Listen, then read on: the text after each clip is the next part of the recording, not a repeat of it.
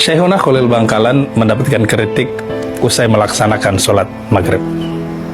Kritik itu datang dari seorang tamu keturunan Arab yang juga ikut menjadi makmum di sholat tadi. Syekh, bacaan Arab antum kurang fasih, Syekh. Bacaan Al-Fatihah antum kurang fasih.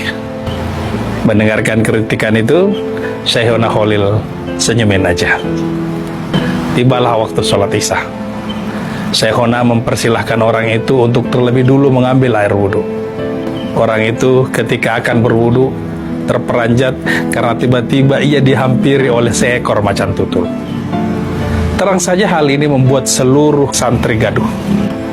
Di tengah kondisi itu, orang Arab tersebut memberanikan diri, membaca doa, kemudian mengusir macan tersebut dengan menggunakan bahasa Arab yang fasih.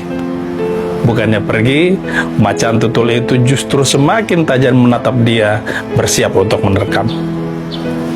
Mendengar kegaduhan itu, Syekhuna Khalil kemudian keluar dan melihat situasinya. Hanya dengan mengucapkan sepatah dua patah kata dalam bahasa Arab, yang mungkin bagi si Arab itu tidak fasih, macan tersebut justru pergi meninggalkan mereka. Dari situlah orang tersebut paham bahwa Syekhuna Khalil bukan manusia biasa, ia seorang kekasih Allah, ia seorang wali Allah. Dan dari situ juga ia mengerti bahwa ukuran kedalaman pengetahuan seseorang bukan pada kefasihannya dalam menyampaikan, tetapi dilihat dari seberapa ia mengamalkannya. Kita seringkali masih menduga bahwa pemahaman seseorang dilihat dari tingkat kefasihannya dalam berbicara. Padahal tidak selalu demikian.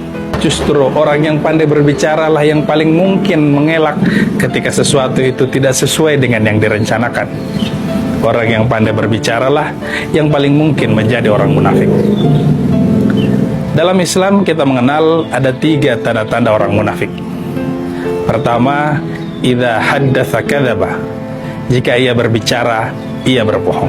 Ukuran bohong paling mudah dilihat ialah pada apa yang disampaikan. Apakah pernyataannya itu sejalan dengan kenyataan atau dengan pernyataannya yang lain? Kalau ia sejalan, maka ia kemungkinan jujur, tetapi jika tidak sejalan, apalagi bahkan bertentangan, sebaliknya dari yang disampaikan sebelumnya, satunya adalah berbohong. Apalagi saat ini, kebohongan sangat mudah ditelusuri dengan adanya jejak digital. Yang kedua, wa idza wa'ada akhlafa. Apabila ia berjanji, ia ingkar.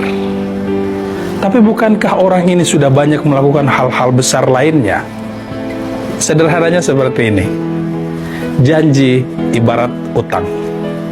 Ketika seseorang berhutang saat tidak memiliki uang, lalu beberapa saat kemudian ia memiliki uang yang mampu digunakan untuk membayar utang, tetapi bukannya digunakan untuk membayar hutang, ia gunakan untuk sedekah, menyantuni ayat yatim, lalu membangun rumah ibadah. Pertanyaannya, apakah semua kebaikan ini menggugurkan kewajibannya untuk membayar utang? Sama sekali tidak. Demikian juga janji. Apapun yang dilakukan sepanjang itu tidak sesuai dengan apa yang dia janjikan, maka sepanjang itu juga ia disebut sebagai orang yang ingkar janji. Yang ketiga, wa idza tumina khana.